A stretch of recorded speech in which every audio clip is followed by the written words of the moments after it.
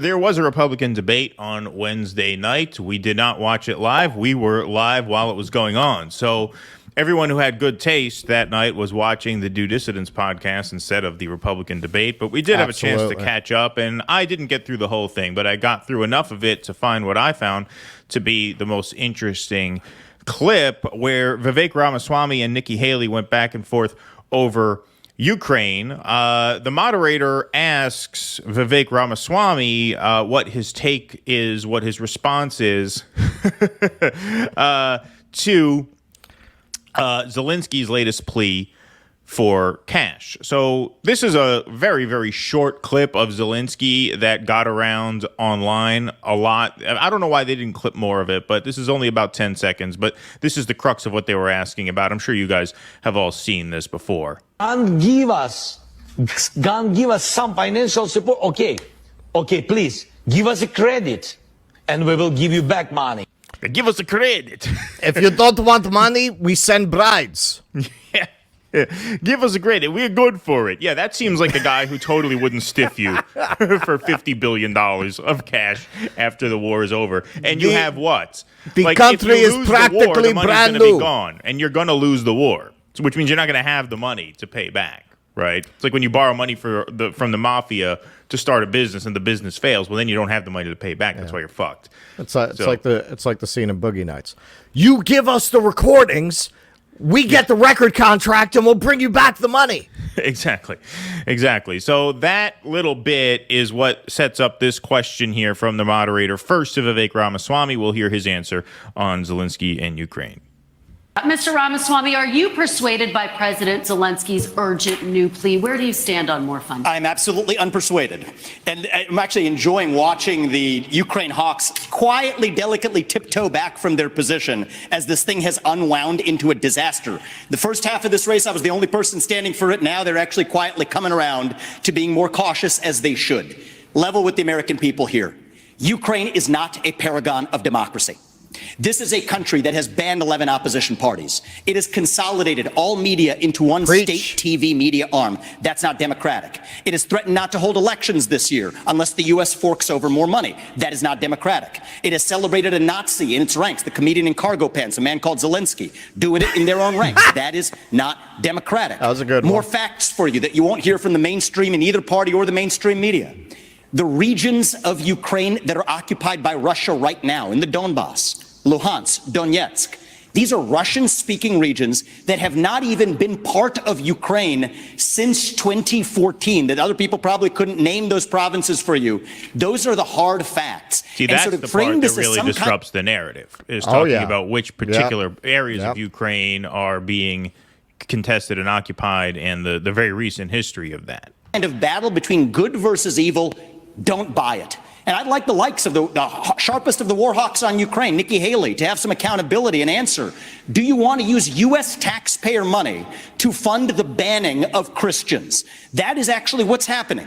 They're using the Ukrainian Orthodox Church. They have banned them. The Ukrainian parliament just did this last week, supported by our dollars. And I think you owe it to the American people, Nikki, to at least this one time at least condemn. Thank you. That's time. At least to condemn their banning of Christians. Mr. Ramaswamy, thank you. Mr. Ramaswamy, thank you. All right, so, he gives a fairly red pill answer there. Look, Ramaswamy, we talked about this offline.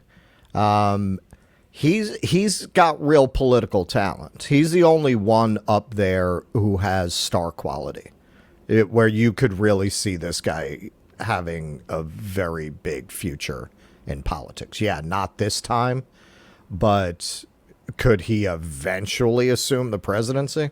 Yeah. I mean, he's good. He's really good.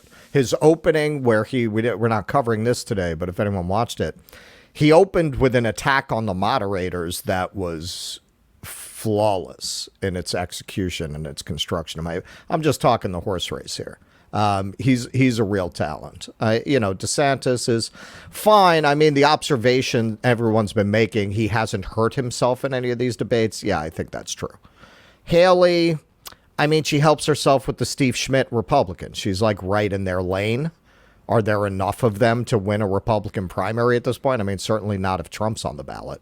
No, not even close. Although she is polling ahead of Ramaswamy now. I mean, she's even polling ahead of Meatball Ron in a couple of these polls. I mean, she's mid-teens. Obviously, Trump is still running away with it, and now the hour is getting late. Well, that makes sense because anybody who might be inclined to vote for these guys is voting for Trump.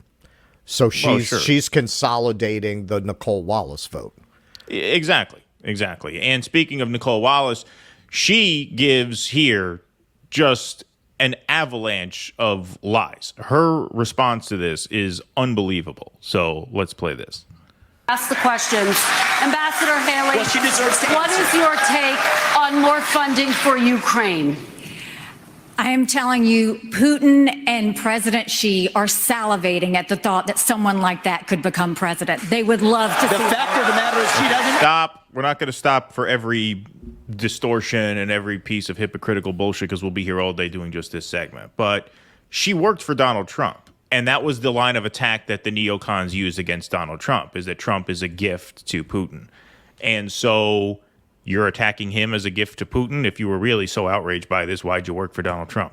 Right. So Right. she's just, You want to talk about canned lines. She had that prepared, knowing she was probably going to get attacked, probably by Ramaswamy, on her Ukraine stance. Like that, that was not off the top of her head.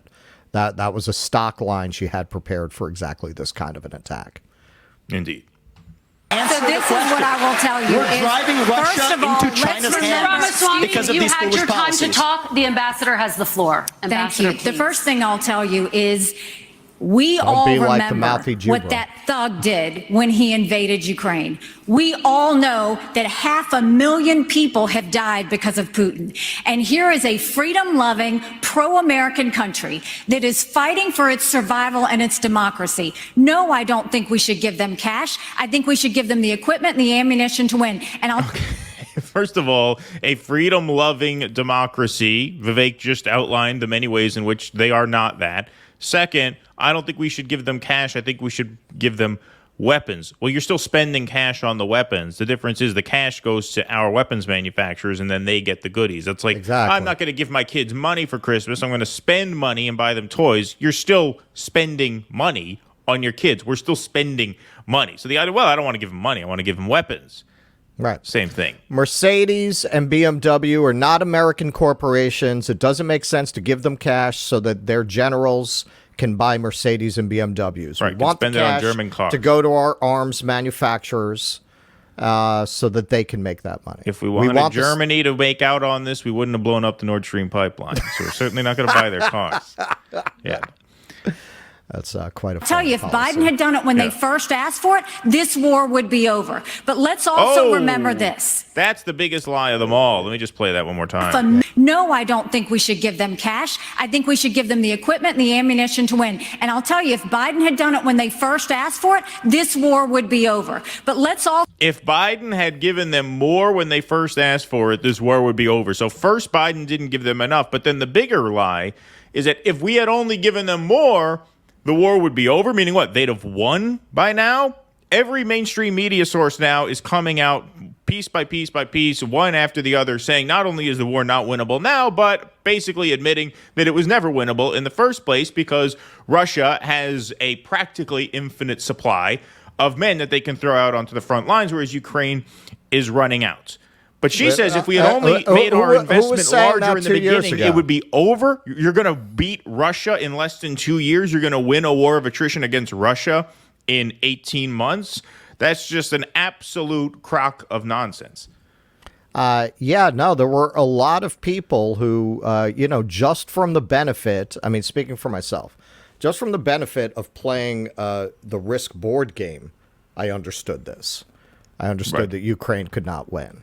Because, generally, if you have an overwhelming advantage, no matter how many times you roll those dice, you're not going to win in a game of Risk. It's very rare. It's very rare. Just common sense. And if anybody cracked a history book and looked at the history of Russia, you would have known how this was going to go. And here she goes, tying it all together. also remember this. When you left Afghanistan in shambles and left them with a ton of weapons and money, it's not that we left, it's how we left. When you look at Ukraine, don't think for a second, now everybody wants to move away from Ukraine. They'll want to move away from Israel a year from now. America can never be so arrogant to think we don't need friends. After 9/11, we needed a lot of friends. Now is the time to get partnerships. This unholy alliance between Russia, Ukraine, and China is real. There is a reason the Taiwanese want us to support the Ukrainians. It's because they know that China's coming after them next. There is a reason Ukrainians want us to support Israelis, because they know that if Iran wins, Russia wins. Ambassador. We have to see the combination of the three. All right, I mean, that's the oldest neocon tactic in the book. Yeah. Use one war to sell the next, to sell the next, to sell the next. And earlier in there, she snuck in that line about how after 9/11, we learned that America needs friends. After 9/11, we alienated almost all of our friends. Very few of our friends. It was Bush, Tony Blair. That's about it, right? That was the coalition of the willing, you know? Yeah, very small handful of countries that went Well, along it with was our countries bullshit. we bribed mostly. Yeah, exactly. Yeah. A coalition of the willing to take our bribes, right. Exactly. That's who was with us after 9/11. We did not build a coalition after 9/11. We did not expand our friendships after 9/11. We did the exact opposite. And she was a cheerleader for the Bush foreign policy after 9/11, so she certainly remembers that. So the idea that we learned a lesson after 9/11 to really integrate ourselves and win over the respect of the international community, once again, another just massive lie. That was just a barrage of nonstop bullshit. Yeah. Do we need? Have you ever had a friend who always needs to borrow money? Right. Are those the friends we need? The friend's like, listen, man, I got to talk to you. Can I borrow 50? I know I still owe you that money, but the rent's due. Are those the kind of friends you need? Usually, after a while, you blow off those friends, right? Okay, give me Stop credit. answering Give the me call. credit. Give me credit. You know I'm good for it. I always pay. I'm only in debt 100. My tab is only 115 billion so far. I pay the VIG. I pay VIG. I pay Vic. I pay the Vic. Please clap.